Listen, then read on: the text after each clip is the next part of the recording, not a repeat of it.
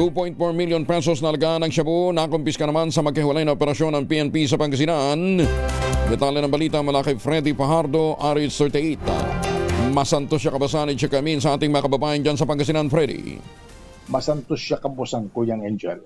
Dahil sa pinaigting na kampanya ng PNP Regional Office 1 kontra illegal na droga, nagresulta ng pagka-aresto sa isang high-value individual sa Ordaneta City kahapon ng madaling araw na si alias JL, presidente ng nasabing lungsod kung saan nakumpiska rito ang 5 plastic sachet na naglalaman ng hinihinalang shabu ng magistrate drug price na 1,128,800 pesos. Sa ulat na pinalabas ng tanggapan ng Regional Director Police Brigadier General Jovencio S. Badua Jr., ang nasabing operasyon ay pinangunahan ng Provincial Drug Enforcement Unit katuwang ang Provincial Intelligence Unit PDIG-SOU1 at Ordaneta City Police. Samantala sa poblasyon Suala, naaresto ang 2 high-value individual na isang 19 anyos na residente ng La Trinidad Benguet at 45 anyos na residente ng Cagayan Province na kasama sa Region 2 Top 10 Drug Personality kung saan nakumpiska sa mga ito ang 3 not-tied transparent plastic sachet na naglalaman ng hinihinalang shabu na tumitimbang ng 200 gramo at may street drug price na 1,360,000 pesos. Ang operasyon ay pinangunahan ng PDIG-SOU1 katuwang ang PDEA Regional Office 1, Regional Police Drug Enforcement Unit, Provincial Drug Enforcement Unit at Provincial Intelligence Unit at Sual Municipal Police Station. Ang mga suspek na inaharap sa kaso ng paglabag sa Republic Act 9165 Comprehensive Dangerous Drug Act of 2002. Pinapurihan ni Brigadier General Badua ang operating unit sa kanilang matagumpay na operasyon na patunayan niya ng kanilang hindi natitinag na panata sa paglaban sa illegal na droga.